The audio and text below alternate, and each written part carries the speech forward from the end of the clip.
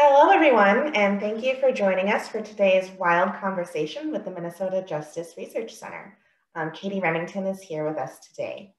Before we get started, I do want to go over just a few of our webinar features. All attendees are currently on mute. If you have questions for our panelists, please type those into the question and answer box. If we need to restart this webinar for any reason, please check your email for a new link. And we are recording this session. We're here today with WILD, our Wanton Injustice Legal Detail. WILD's mission is to harness the collective power of Twin Cities Diversity and Practices membership to remedy systemic anti-Black racism in the Twin Cities by partnering with and amplifying the work of existing community organizations. I'm happy to introduce you to our moderator, Darnell Cage. Darnell Cage is an attorney at Faegre Drinker, Biddle and Reed. He is our immediate past co-chair of our Emerging Leaders Group, and he is a WILD project lead. Welcome, Darnell, and thank you for being here. Thanks, Liz. Good to be here.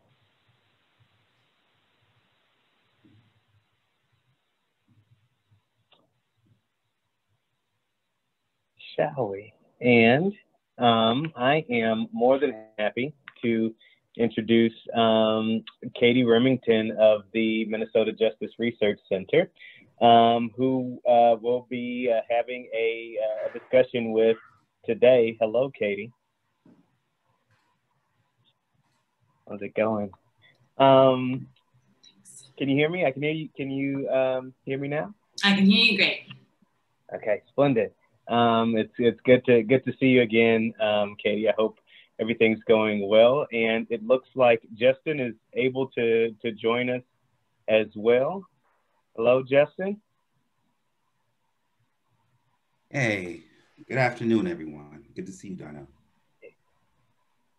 Good afternoon. It's good to see you. And so, really now, so we've had a brief introduction about WILD and what it is and what our mission is. And really how these conversations are driven by that mission, right? So the goal of our discussions really have been to interact with community leaders who are doing amazing work, and in particular, we've been focusing on WILD has six really focus areas, really, and one of them has to do with addressing racism in police departments. And so our last, I think the sum total of our WILD conversations to date have been on that topic. And so we continue that discussion here today with you all and the Minnesota Justice Research Center. But maybe Katie and Justin, if you can give us a brief introduction to yourselves and also sort of a brief introduction about the Minnesota Justice Research Center, and we can dive into more details after that. Yeah, absolutely. So, hello, everyone. My name is Justin Tsurami, Executive Director of the Minnesota Justice Research Center. I'm really excited to be here with you all. I think the work that WILD is doing is very important, and we're excited to support these efforts and these conversations. The Minnesota Justice Research Center is a young nonprofit. We were founded in 2017. Our focus is on transforming the criminal legal system. We want to see a system that is more effective, more humane, and operates with the public's trust. Our focuses primarily are on, if people ask you what we do research, education, and policy development. I'll let Katie kind of break down our research efforts since she is our research director, and we are lucky to have her.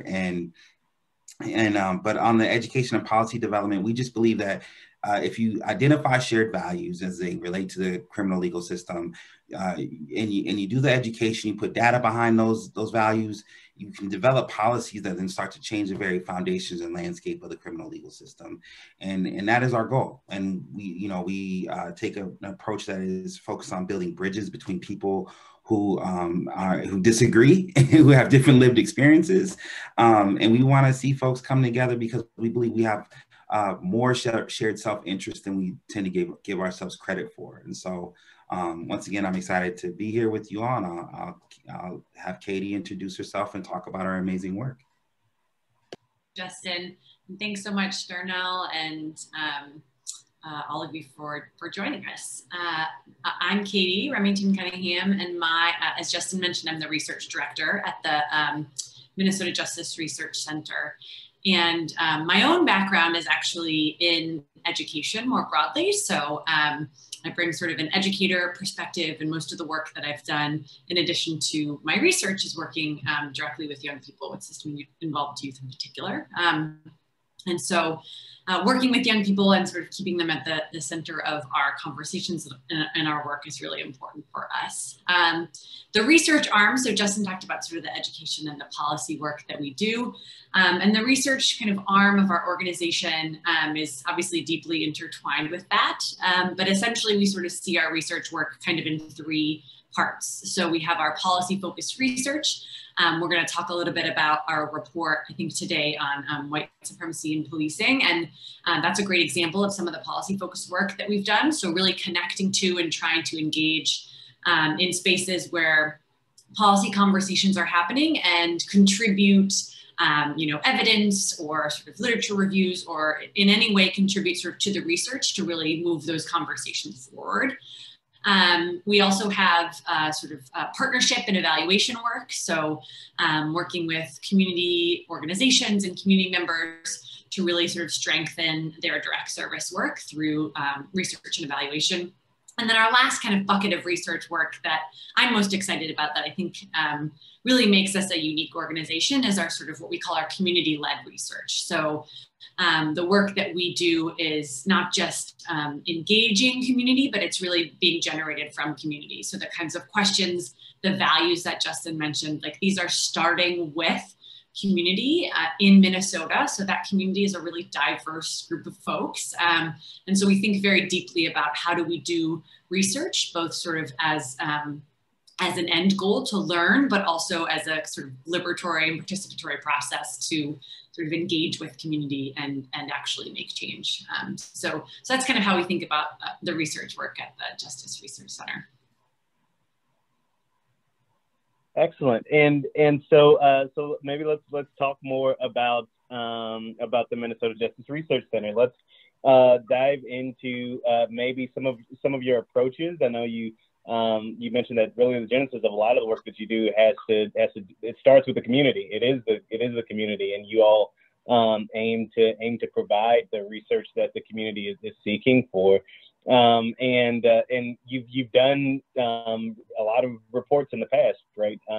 And what we'll talk about in a lot more detail later is going to be your latest report, which is talks about trust in policing and the role of white supremacy there. But maybe give us an idea of what it looks like for maybe from your perspective, from a community member's perspective.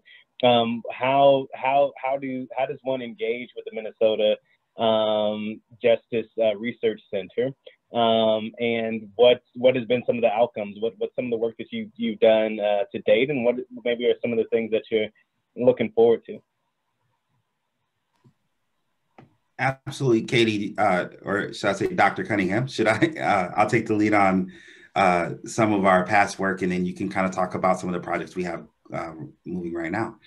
So once again, I've been the executive director since September. So I'm somewhat new to this role. Katie's somewhat new to her role as well. But since I joined the Minnesota Justice Research Center, the first thing we did was we hosted a conference. We have an annual conference that's called Reimagining Justice. And so we'll probably change the name next year, but because it's a pretty popular and commonly used phrase now. But we had one last year, and the last 2 years. And that conference is really a space where we bring together people directly impacted by the criminal legal system, researchers and academics, as well as advocates and people who are fighting for change, sometimes in the streets. And this year, I was really proud of the conference we put on this year. And you can watch the videos on our website. We had John Powell from UC Berkeley, Othering and Belonging Institute keynote. The first day we heard from the governor, Mayor Fry, Mayor Carter, and Vice President of the Minneapolis City Council, Andrea Jenkins. And it was all virtual, so we recorded everything. But we also brought in conservative voices, people like Mark Levin, not the Mark Levin from Fox News, but another conservative Mark Levin from a group called Right on Crime, which is based out of Texas and associated with like Wayne LaPierre.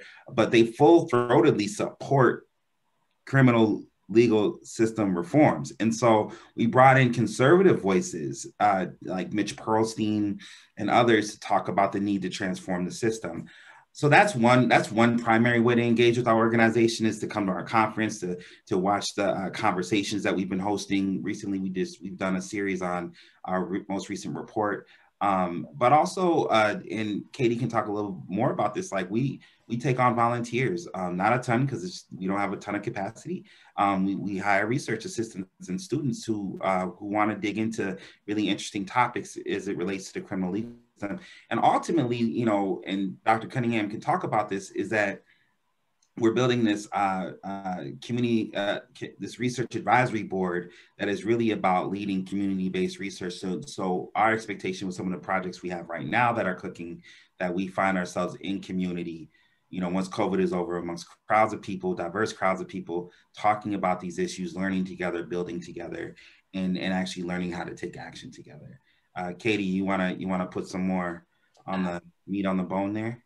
I think you covered it really well. I think the other sort of thought that I have, and this is a question that I always ask, you know, it's like, how can I get involved? How can I get engaged? And I think it's a tricky question, because it sort of depends on like what you bring to the space. So if you're, like Justin mentioned, I think if you're sort of curious, the best way for a lot of us to engage right now with the capacity that we have is just to continue to really learn as much as we can, right? So there's so many conversations in particular about the criminal legal system that are happening sort of in the ether, whether your space is Twitter or you're listening to NPR, or, you know, like, you may have sort of different conversations that you're hearing. And so I think what's really important, and what we strive to do, is to really understand, you know, what we know. So when I say the research, like, what do we know about these issues and what don't we know? And so, you know, we hope to sort of provide that education piece. So one way that I hope folks stay engaged and involved with us is just to sort of continue to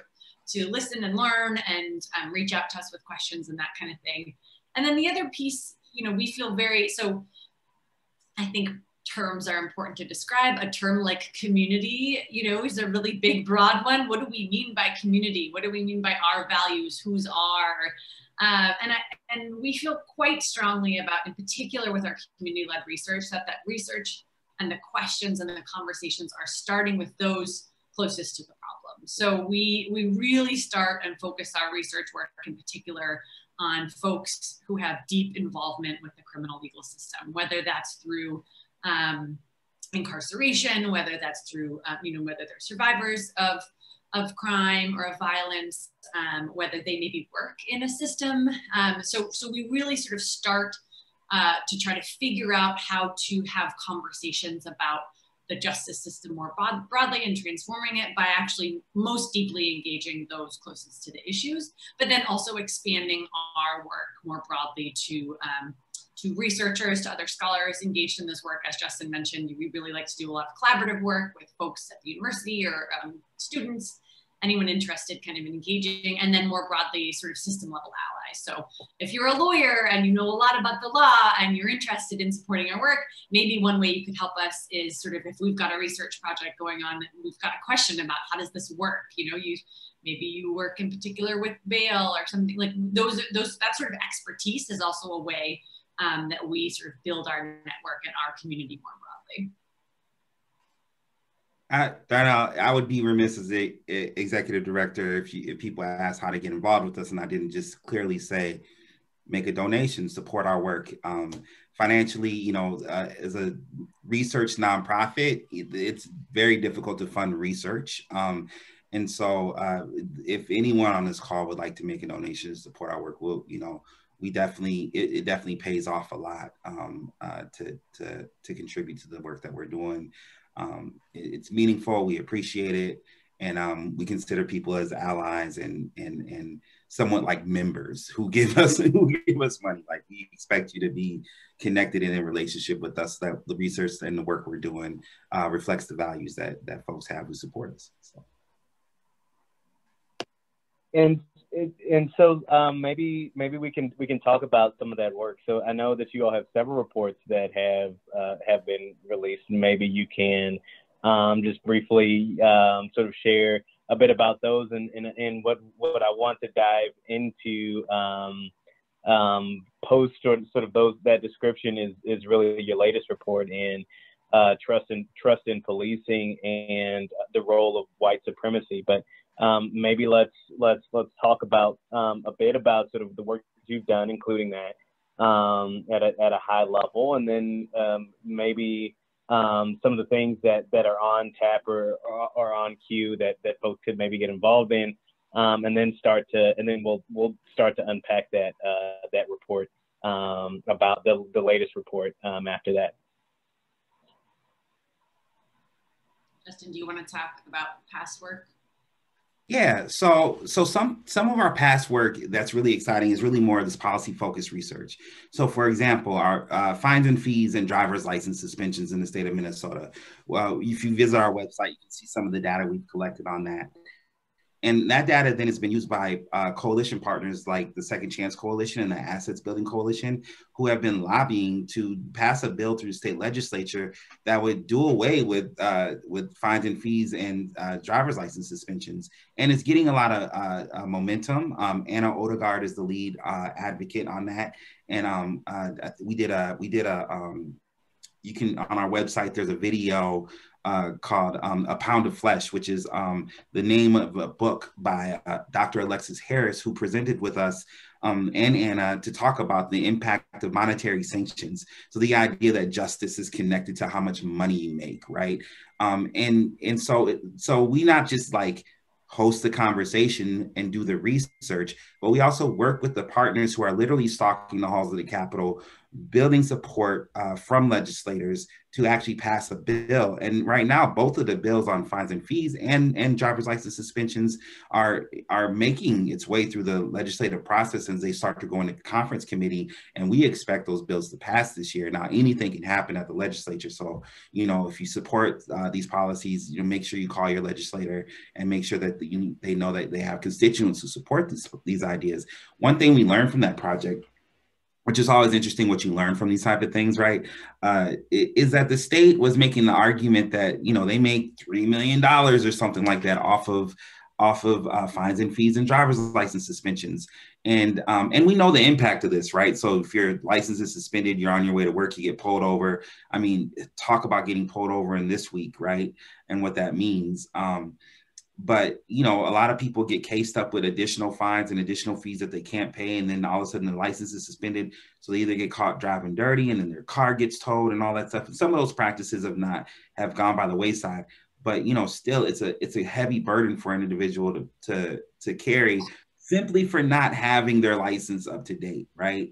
And then there's the fees that you pay to get for your ticket, but then there's an additional fee to get your license reinstated. And sometimes people don't pay that, or if you pay it too late or on the day they say it's due, it's this really complicated process. And the state was making the argument that they were making about $3 million off of this thing. Turns out they're making less than $200,000 because nobody pays those fees. And so the argument our data was able to make the argument that, like, just do away with it. You're causing more harm than you are preventing. And I think that argument, once again, is building synergy across political differences, across regions, across, urban and rural. I think people, Black and white people really in Minnesota are like, yeah, we're kind of over this dynamic. And so that's one example. Obviously, and then just quickly, I'll just name, we did the research for the restoration of voting rights bill that is also at the Capitol and has been at the Capitol for 20 years almost.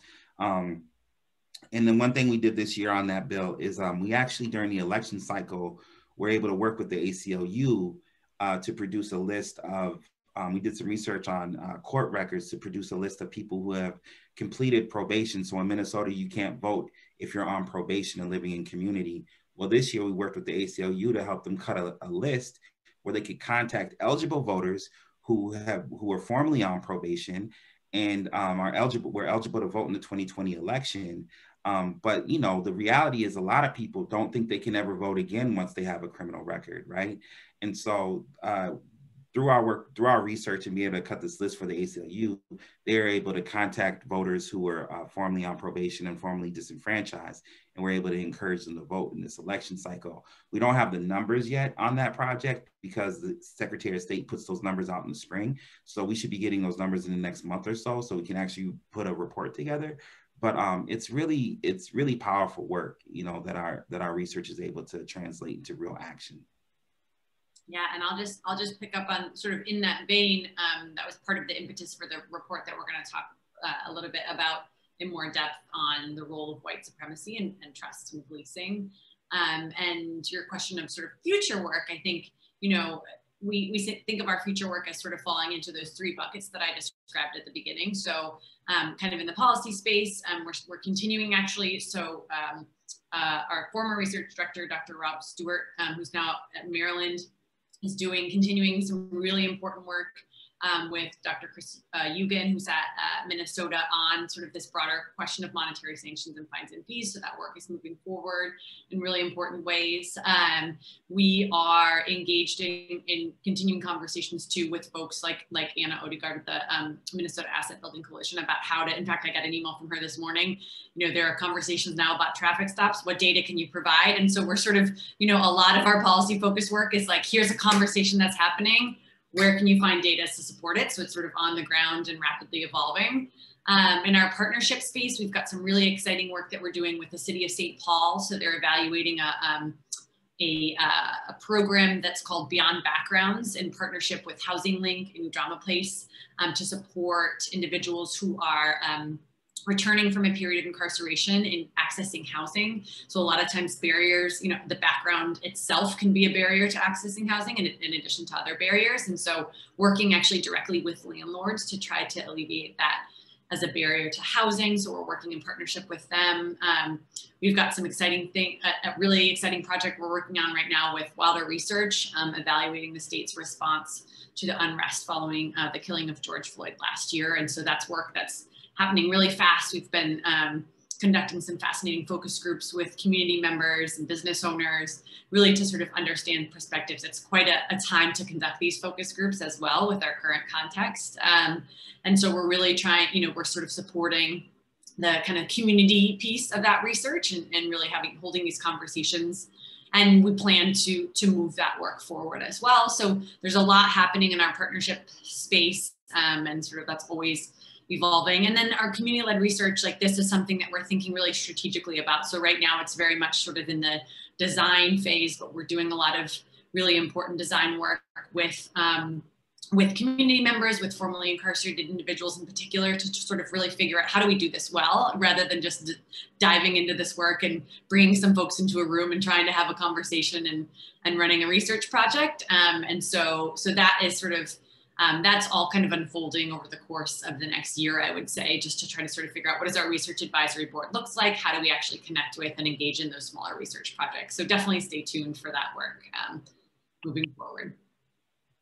A lot of very great and interesting topics, and very prevalent to what's going on in society, and especially right here in our backyard. And I think we'd be remiss not to talk. So this week we've had the Chauvin trial going on, and we've also had the killing of Daunte Wright earlier this week. And so I think the topic, at least of policing, is top of mind for everyone here, and hoping to be able to shed some light on just maybe some areas that folks maybe have given thought to or haven't had much chance to, but really want to dive into some of the subject matter of your latest report, Trust in Policing, and the role of white supremacy. And so maybe for folks who haven't had the benefit of reading the report, maybe you can give us maybe just a background of what your approach was, maybe what some of the key takeaways were from the report. Yeah, maybe we can start there. You want me to take that one, Justin? I think that probably makes sense. So basically our kind of background or the approach to the report, Justin and I actually were having a lot of conversations about policing more broadly, but about really sort of digging more deeply into how to, as we mentioned at the beginning, we think more sort of broadly about transforming the justice system. And so we're both sort of engaging in this quick, immediate policy work, but also the sort of like, what does it mean to transform a system of justice, a system of injustice in many cases? So we call it sort of the criminal legal system for a reason, because we feel like the criminal justice system is a bit of a misnomer since it's not serving justice in the ways that we hope it might. And so we had conversations about how do we engage in this broader sort of social conversation around policing, and a historical perspective we thought was extremely important, and thinking about the role of something like trust as a value. So exploring sort of conversations about value. You hear a lot in the news and also sort of in scholarly work that there's this importance of trust and a lack of trust. And so we thought we needed to really dig in. So is trust even important? Why is there a lack of trust? And so we were just having beginning conversations about this in sort of early January. And then on January 6th with the insurrection at the Capitol, we both sort of looked at each other and we were like, now is absolutely the time to write about this. It feels like it was already the time, but this is really staring us in the face in ways that it maybe hasn't for a long time. And so we sort of our approach to this work was essentially to think of it sort of in my research world as kind of a lit review or a review of the evidence, but really to sort of dig up, what do we know? What have folks already done in this space? And how can we think about and learn what we already know and what we don't know and figure out how to push this work forward?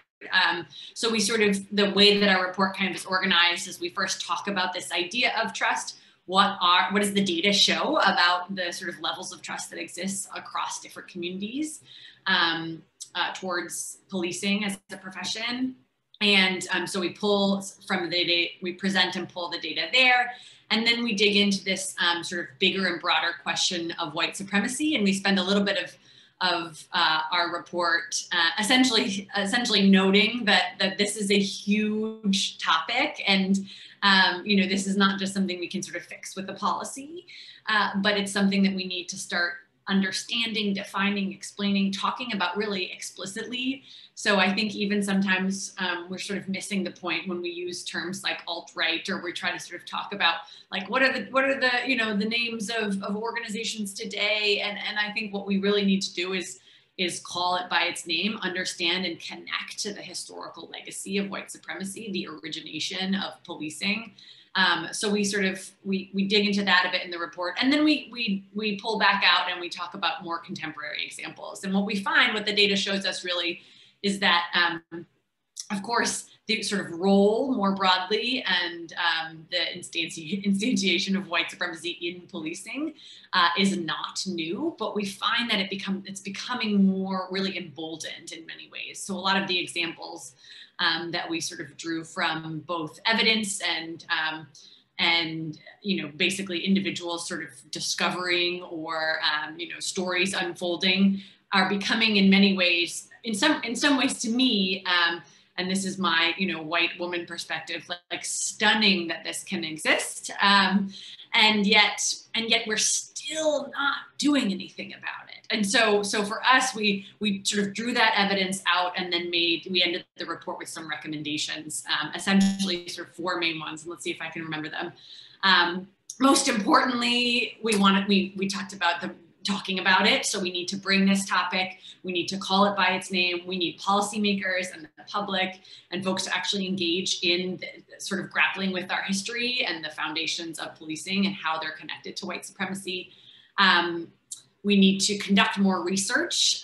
So, obviously a research organization is going to say this, but the reality is in policing in particular, we know so little, we have so little access to data, so much data is not collected. I mean, even when we say things like crime rates, the reality is what we know is we know the rate of folks who are arrested. We actually don't know the rate of crime, right? So when we think about like, oh, sort of like drug use, we can say something about folks who are arrested for drug use, but we don't know actually anything about drug use for, you know, the sort of college kids on the campus of Santa Cruz. Like I used to live in the Bay Area, right? So I think there's so little that we know about data sort of in the criminal legal system that is a really important space that we think needs to be sort of a black box that needs to be opened. And we need to, the third thing, and I'll see if I can remember the fourth, is we need to try to do something about it. So we talk a little bit about taking action.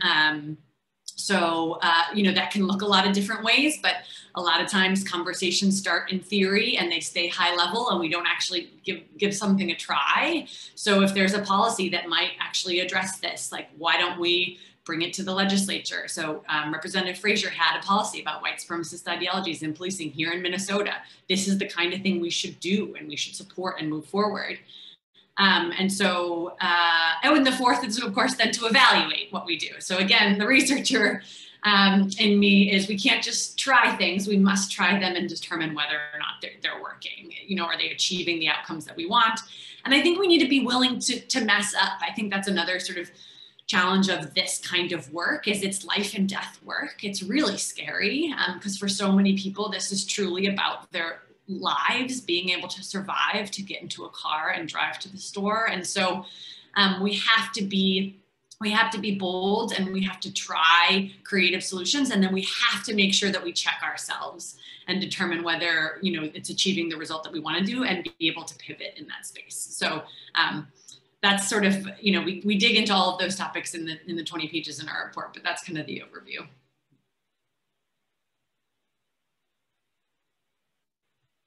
Excellent. So maybe we can talk about, so the report is out there. You've done it. You've made these suggestions. You've dug through the data, and you presumably had conversations and later things about it. So let's talk about the response and the reception. So who has the report been distributed to? Who have you heard from who's been responding to it, and sort of what have those responses been? Yeah, so the report. So one thing to understand about the report is that the audience, you know, may seem to be like for the Black community, right? The Black community, however, it knows about this issue. It has a PhD in white supremacy because we're on the other end of it, right? We know how it looks, we know how it acts, we know how to navigate it, and we've adopted survival tactics as a community to navigate it. So the audience for the report is really law enforcement. And the response that we've gotten from law enforcement has been mixed. So there are some people who just see it as a purely political document, and they kind of just reject it because they think that we're just trying to do something political. That is not the case. And then there's folks in law enforcement who frankly think it's amazing. They think that it's long overdue and have expressed deep appreciation for us to start trying to sort of agitate this, if you will, this conversation. And, you know, we quote the chair of the POST board, which is the Peace Officer Standards and Training Board that is responsible for licensing every peace officer in the state of Minnesota. So, you know, for example, an officer can lose their job, but they can go work for another department because they maintain that license, right? The same way lawyers are licensed, the same way, you know, you got to pass the bar. And so the POST board is the state body that governs that. And the chair of the POST board, Chair McCarthy, we quote her in our report, where she is raising concerns about white supremacy and the need to address it. Furthermore, I've been on panels with her where she explicitly identifies white supremacy as a threat to law enforcement, right? And so we've gotten really good, sort of like a mixed reaction from law enforcement but I would say most of the feedback we've gotten from law enforcement has been positive. And then in the community, people, you know, if you took this report to a Black barbershop, people just kind of look at you like, yeah, that's right. Yeah. And then, but the appreciation is there that we put it together and that we're helping to tell the story. And I'll also just say that our board supported it, which, you never know how governance boards are going to respond when you're like, hey, I want to take on white supremacy. But, we've gotten broad support from our board, from many elected officials. Obviously, Representative Cedric Frazier invited us to testify and offer our preliminary research in support of his bill that would prohibit officers from being associated with white supremacist organizations, which is a common standard for most professions, but not for law enforcement in Minnesota. So how do you just to your last point there, Justin, how do you begin to identify folks who associate police officers who associate with white supremacist groups? I'm sure some of it is overt, but some of it maybe isn't so overt. And so what do you do in those scenarios? So once again, we don't have data. And so number one is we need to be collecting data. There was a project, and Dr. Cunningham can speak to this more. So where they looked at, 400 departments across the country. Katie, do you want to jump in here and describe that? I'm finally opening our report so I can stop trying to memorize. So while you do that, I'll just speak. But number one is we don't have data. We don't know how these things are happening. Everything we know is anecdotal or through media. And the reality is that, I sit at a table with officers once a month to talk about race relations and how we navigate these issues, these uprisings and whatnot. We try to learn from each other and build trust. And when I brought this to them, they were like, yes, this is a problem, right? We know this is a problem. Law enforcement, the FBI has released 3 reports now on how white supremacist organizations target law enforcement and target the military to try to infiltrate. So there's a culture within these groups. There's a reason they dress in military garb, right? These guys go shooting on the weekends. We know that there were officers at the January 6th riot at the Capitol. We know that there was one Minnesota legislator that was there. And we know that, and we know that this is a actual active strategy from white supremacist groups, and so we know that's happening, but we don't have the data to actually map out those patterns. But there was. Did you find the citation in our report? A team of attorneys actually in Philadelphia who launched a research project called the Plainview Project, and essentially. Their way to sort of get at this question of we don't have data was to look at social media. So they looked at Facebook posts. And they did a really remarkable and rigorous sort of check to determine who's posting these posts. And it was current and former verified police officers. And so they gathered this collection. You can look it up. It's pretty horrifying, but they've got this increasing and growing collection of Facebook posts, which, I think they said there's nearly 3,000 officers from police departments across 6 states who are posting, and they're really highlighting some of the most egregious comments. And so I think it's an example of folks trying to really sort of dig into this question of how do we sort of put some data behind this. But I think it's a very important and tricky question. And I think there's 2 things that I want to point out. The first is that how do we identify those with white supremacist affiliations?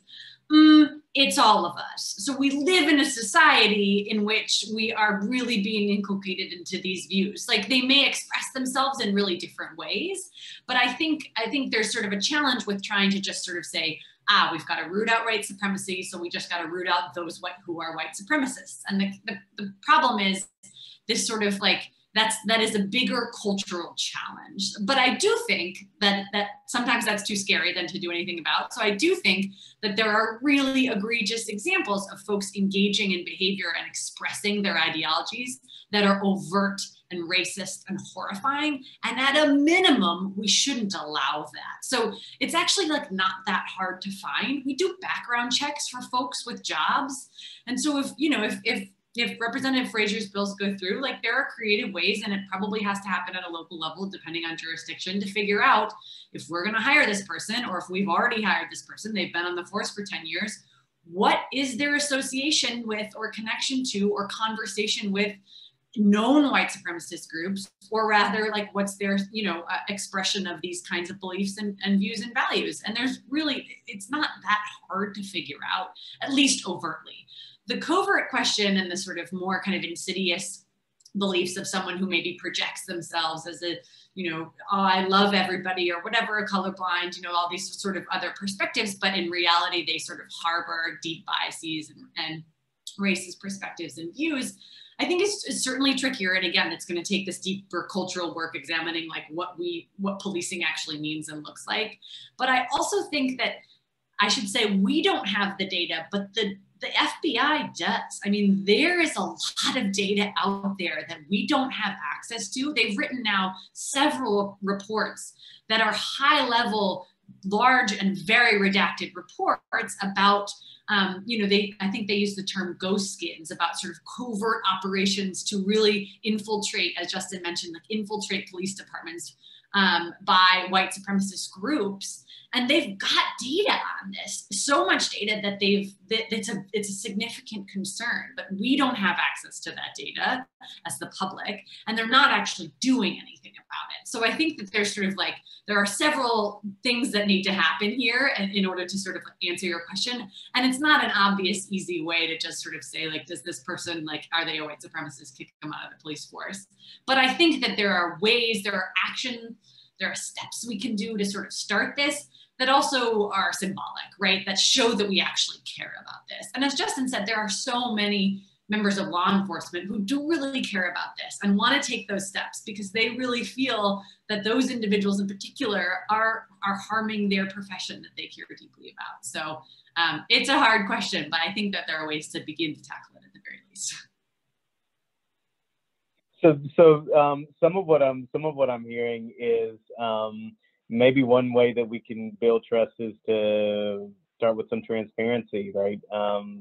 Seeing you have data, we can see some redacted portions, but maybe, hey, let's dig into that and see what's what. Like if put the numbers out there, you're supporting this community. This community cares about what's going on in the police department, and maybe if we knew more about it, some data, we may begin to trust. But is that the first and maybe first step in beginning trust? And should we even the question of trust? Should we just be expected to just by virtue of their position, should police be trusted, or is that something that they have to build? And maybe this being more transparent is the way to do that. So this is actually a really important question. And Katie, I'd be interested to hear what you say about this after some of the talks that you've attended lately. So the issue of trust, we had a conversation with some community members, and one of them was Amber Jones from the Council for Minnesotans of African Heritage, who said, you can't actually ask communities of color to trust police, right?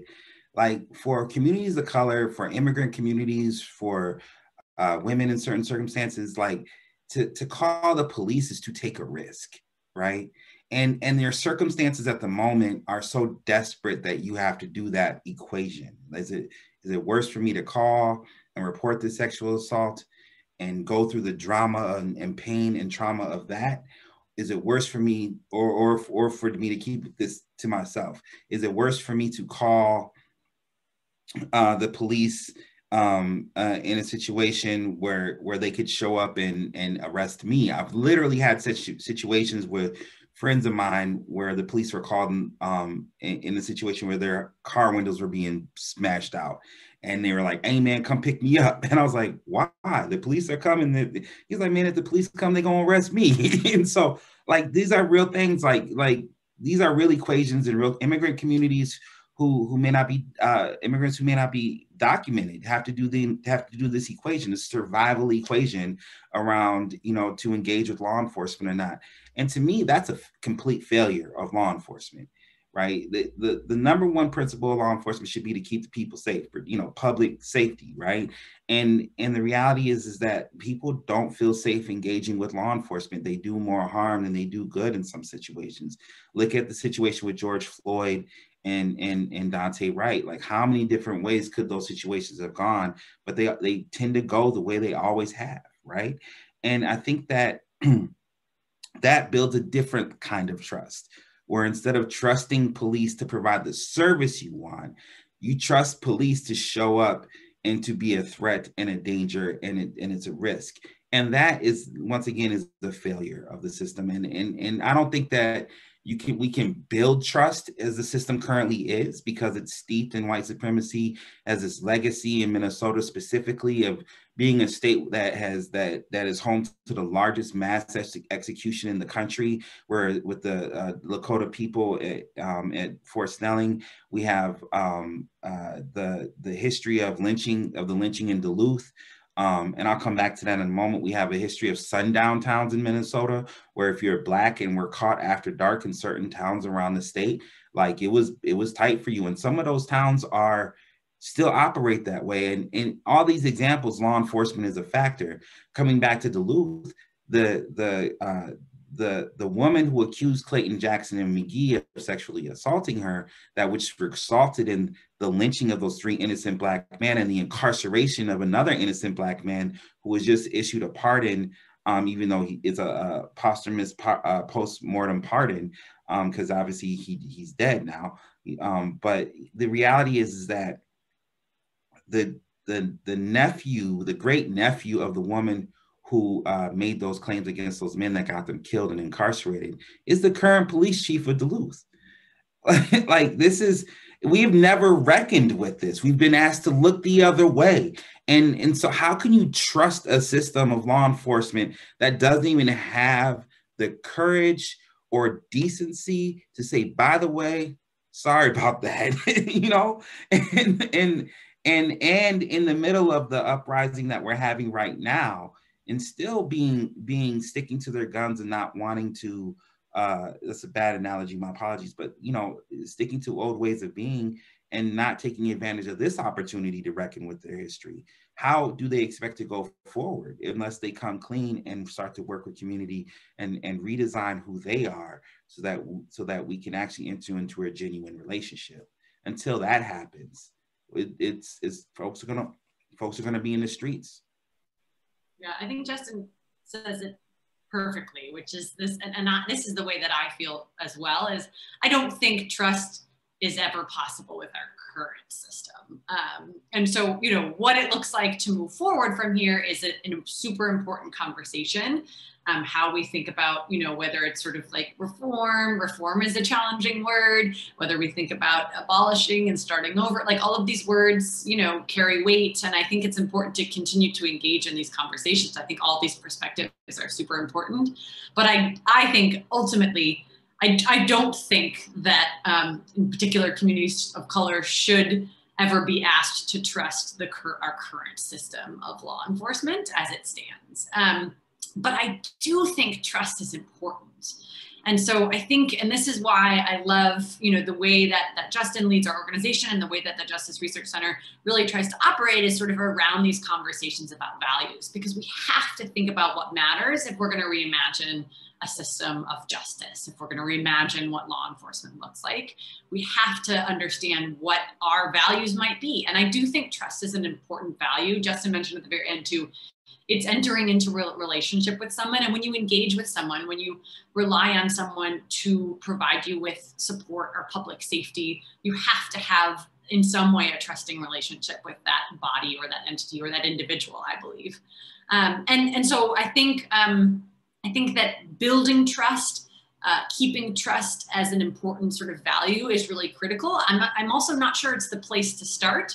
I think I'm glad that Justin mentioned this word relationship, because in order to really have trust, I think there are actually other sort of conversations we need to have about humanity, about dignity, about respect. Like, you actually can't trust someone that you don't believe is human. And so there are deeper, again, like, not to sort of like bring it back to our report, but when we think about this concept of white supremacy, when we think about whiteness and race and racism, and how really like pervasive these challenges are. They're hard because they're big and tricky topics, but the reality is we can't move forward without addressing them because they really connect to how we understand and love. And, you know, it sort of sounds hokey, and it actually sucks that I even have to say that love sounds hokey, but the reality is, like, when we talk about values, it's hard to do so without really coming to a place of deep understanding and empathy and humanity, and sort of trust feels like it can follow from those kinds of conversations. So I do think it's important, and I've had conversations with folks who don't, and you know, everyone has sort of their own perspective, but I also don't think like it's necessarily where we start. I think we have to keep it sort of as our, you know, maybe North Star is not the most important thing, but we have to keep it in mind to figure out how do we get there as we reimagine. And then we also have to have sort of harder conversations about how to come to trusting each other. And maybe we can talk about a bit about the pool of who is becoming police officers, right? So we've talked about white supremacy and those types of things. I mean, how do you begin to sort of, you know, understanding all that you all have just said? You know, I think maybe some of it comes down to biases and things like that.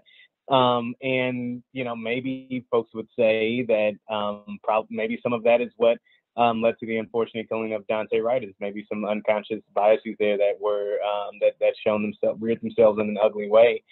So how do we, you know, what's next? Like, how do we, you know, should folks be? I know folks are folks in the force have to take tests and things now, but apparently that's not working. And so yeah, maybe where do we go from here?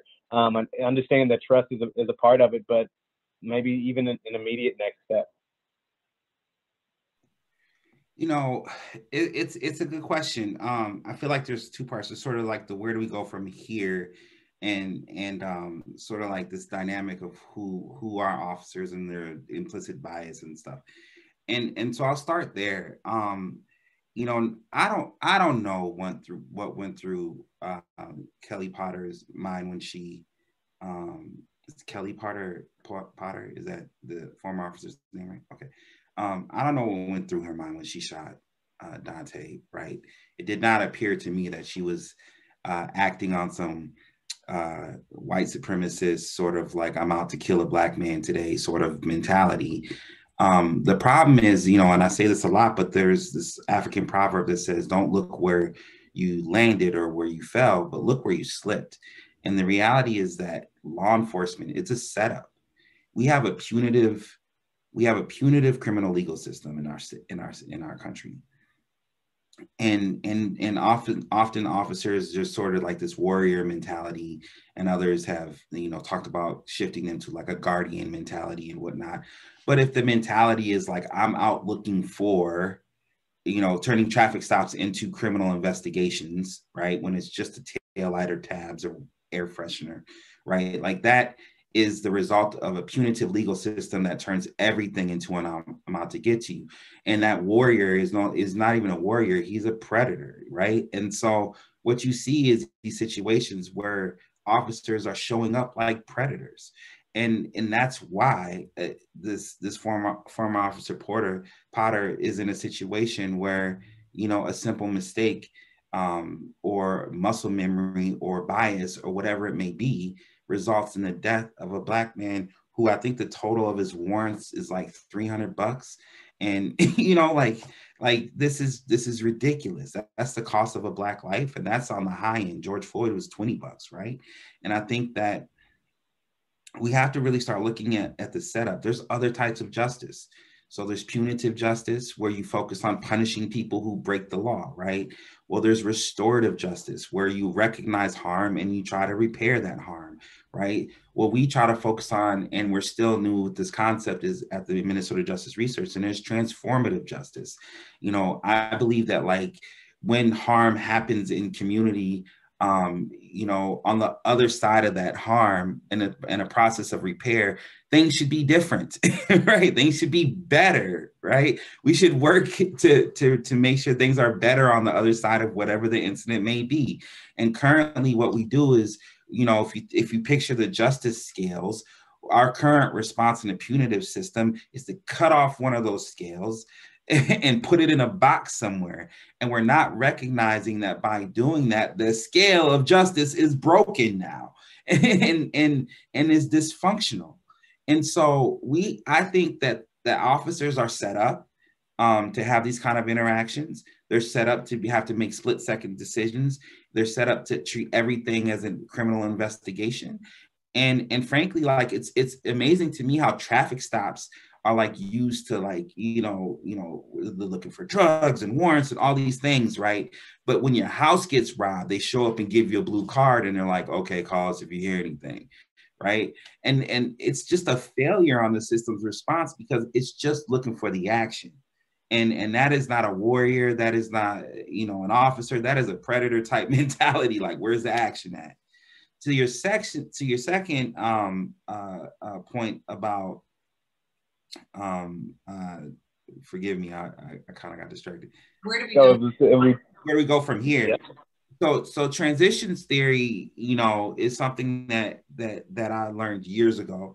And it's this idea that, you know, in a transition, you know, you start from a position of mastery. Like, you think you know what's going on, you got a grip on everything.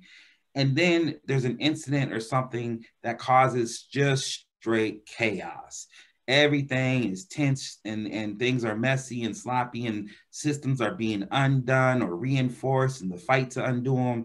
And as you move through that chaos and that tension, as long as you keep moving, you will get to a place of mastery again, right? But you can't see it until you get through it. And that is the cycle that I hope that we are in right now. That the tension and the chaos that we're experiencing right now is just about us moving closer to the world we want to live in. And I am so thankful for the folks on this call who are trying to find a way to support more diversity within the legal field. And I'm so thankful, even more so, to the young, brilliant Black organizers who have been holding it down for the last 10 years, trying to make our country a better place and demanding that people say the names of folks we've lost, demanding that people say that Black Lives Matter as a counter narrative to the insidious white supremacy that is infested in everything and in the ether. I'm so thankful for the folks who are in the streets. And no, I don't support looting and rioting and all of that stuff, you know, but at the same time, I understand. And I'm thankful that those folks are out there in the streets, I want everyone to be safe. But you know, the reality is that they didn't listen when we showed up with petitions. They didn't listen when we showed up with policy. They didn't listen when we tried to do civilian oversight. They didn't listen. And every step of the way, they've had years to work with us. And the fact that they are worried about another police building burning down right now, the fact that may encourage them to listen and be able to move in the right direction, like, I'm okay with that outcome. And in the process, I hope everyone stays safe. I'll just add, I think whenever Justin uses a really great metaphor, I just want to run with it. So I'm going to go to the scales because I really like that. And I'm a former high school science teacher. And so I think about this idea of scales. Like, if I was teaching science and you keep putting, you know, one little rock in one side and the other, and you can't get it to even out. You don't just keep sort of putting rocks and watching it tip, or you don't chop one off. Like, there are two options, essentially. We either zero it out if it's an electric balance, right? We got to literally zero it out, or we have to throw it away because it's broken and we have to get a new scale, right? So, like, the reality is, like, tinkering is important, maybe we sort of blow it up. If we have a fire extinguisher ready, then, like, maybe that's the best way to start fresh. Like, I think that we have to have these bigger conversations about where we need to go from here to sort of think about that question. But I do think that conversations are really important. Like and maybe this is the teacher in me, but I think there's so much learning that needs to be done. There's so much unlearning that needs to be done. And so we have to talk about these issues. We have to call them by their name. We have to understand what white supremacy is. And it's really complicated in some ways. And so I think, where do we go from here? We just have to keep going forward, and we have to sort of bounce off the walls and however that looks, but we have to try something that to me feels more sort of dramatic in many ways. And whether it's just zeroing it out and keeping the sort of bare bones of the scale, maybe, or whether it's like throwing it out and starting fresh, like I think that's an important conversation, but we have to have that conversation. So I'm hopeful that it seems like you guys have a really great base of support and followers, and I've watched all the other wild conversations. And so you all are doing really important work and bringing together community organizations to do that. So we're really grateful to be a part of it. And I'm excited to continue to engage with you guys moving forward. Yeah, well, we're unfortunately at time, but I wanted to. This has been a real joy for me, and I too am looking very much forward to continuing to see how we can work together and be supportive of one another in the work that we're doing. It's important, and we keep getting reminders of why it's important. So I thank you all again for the time. I know that we'll be sharing some additional resources. I think we'll link with the video that you all have. We'll share the report for folks to look at, and we'll also share ways to get involved with the Minnesota Justice Research Center. So thank you all, Justin and Katie, so very much for the time and the work that you're doing. Keep it up, and we're really looking forward to working with you all soon. And thanks to everyone who came to listen to the conversation. Thank you so much. Hey, thanks. Thank you all. Take care. Have a great one.